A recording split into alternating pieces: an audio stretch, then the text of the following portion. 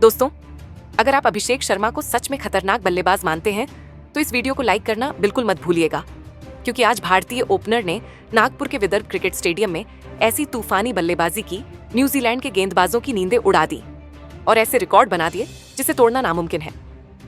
जी हाँ दोस्तों, इस वीडियो में हम आपको दिखाने वाले हैं अभिषेक शर्मा, वही तूफानी बल्लेबाजी जिसने न्यूजीलैंड की पूरी योजना को तहस नहस कर दिया और भारत को मैच में शुरुआती बढ़त दिला दी। लेकिन उससे पहले एक सवाल, आपके हिसाब से बेहतर कप्तान कौन है, हार्दिक पांड्या या सूर्या कुमार यादव? नीचे कमेंट में अपनी राय जरूर लिखिए और अगर आप टीम इंडिया के सच्चे फैन हैं तो वीडियो को लाइक और शेयर करना मत भूलिएगा। दोस्तों, नागपुर के विदर्भ क्रिकेट स्टेडियम में जैसे ही पहला T20 मुकाबला शुरू हुआ, माहौल में आग सी लग गई। स्टेडियम में बैठे हजारों दर्शकों की धड़कनें तेज थीं और जैसे ही न्यूजीलैंड ने टॉस जीतकर पहले गेंदबाजी चुनी, ऐसा लगा मानो उन्होंने खुद ही तूफान को न्योता दे दिया हो, क्योंकि भारत की ओर से जो शुरुआत हुई उसने कीवी गेंदबाजों को संभलने का जरा भी मौका नहीं दिया। पारी की शुरुआत करने आए अभिषेक शर्मा और संजू सैमसन और पहले ही ओवर से अभिषेक के इरादे बिल्कुल साफ थे। आज गेंदबाजों की इज्जत नहीं बचने वाली।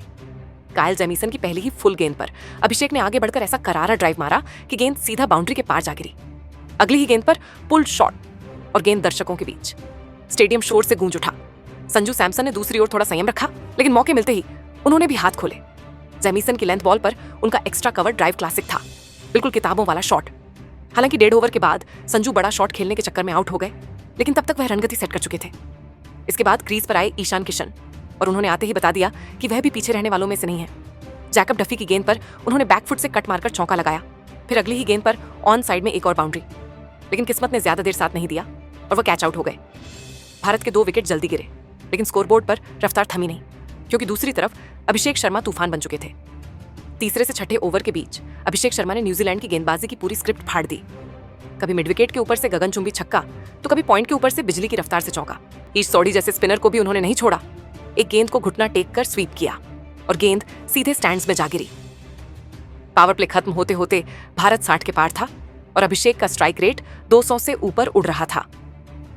7वें ओवर में मैदान पर आए कप्तान सूर्य कुमार यादव और उनके आते ही स्टेडियम का शोर अलग ही स्तर पर पहुंच गया। सूर्या ने पहली ही गेंद पर अपना ट्रेडमार्क शॉट दिखाया, पॉइंट के ऊपर से चौका। अगली गेंद पर रिवर्स स्वीप और फिर लॉन्ग ऑफ के ऊपर से शानदार छक्का। ये वही सूर्या कुमार यादव थे जिनकी बल्लेबाजी देखकर गेंदबाज प्लान बनाना ही भूल जाते हैं। दूसरी ओर अभिषेक शर्मा पूरी तरह बेकाबू हो चुके थे।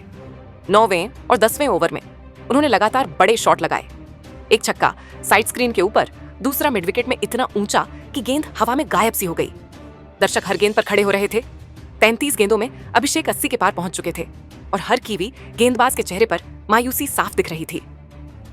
10.4 ओवर में सूर्या कुमार यादव एक बड़ा शॉट खेलने के प्रयास में आउट हो गए, लेकिन तब तक वे अपनी 22 गेंदों की पारी में मैच का रुख पूरी तरह भारत के पक्ष में मोड़ चुके थे।